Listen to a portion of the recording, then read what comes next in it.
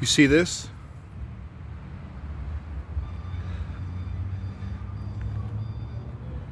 It's a graveyard, a cemetery.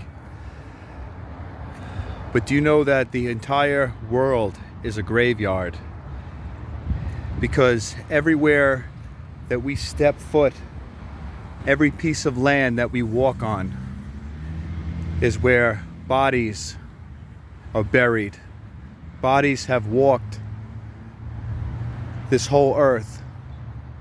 And we are right now living or walking this earth that are already dead. Because this is life that we are awaited to be in a graveyard.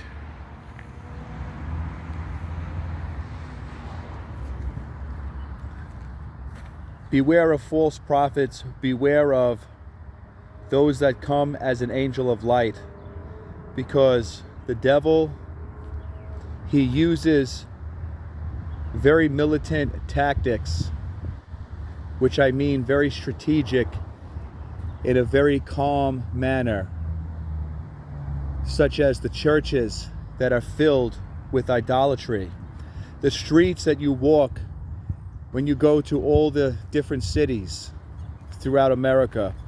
Every corner mostly is filled with idolatry, graffiti, worshiping idols, worshiping paganism in forms of witchcraft, magic arts, the displays of, all these different perfumes that are meant to be used in rituals. Look at it. All these people were alive at one point. Look at this person right here. You wonder if this person even was a born-again Christian. And I say this because how many people that you see that are stacked up, that are buried,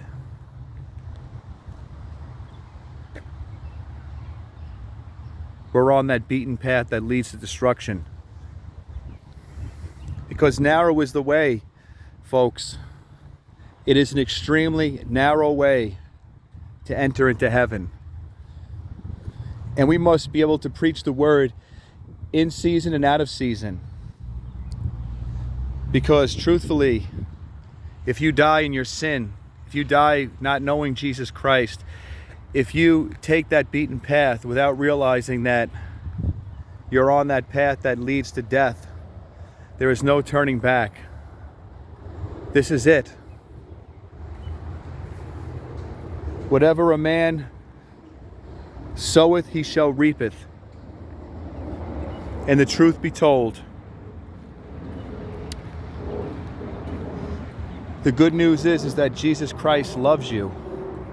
He loves you so much that he died for you, and that he became a living sacrifice, a sacrifice that has bought us as a price, that he gave himself tremendously to suffer with such angst, to be nailed and crucified to a tree.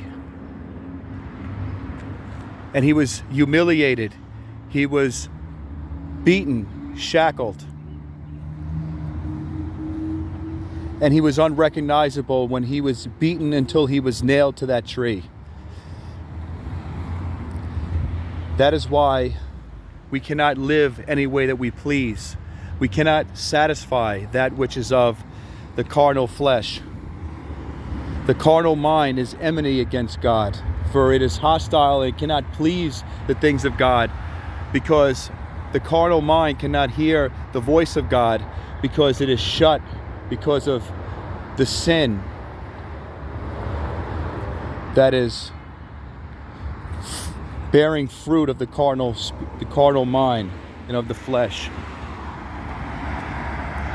Choose your path today.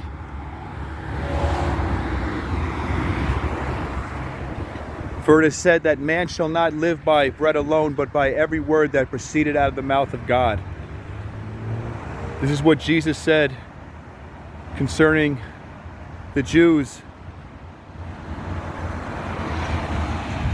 the Pharisees that had asked Jesus regarding the law.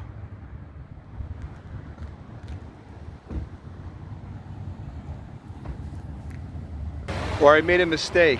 He was saying that when Satan was in the wilderness tempting him, because the devil wanted to trick Jesus. The devil was trying to have Jesus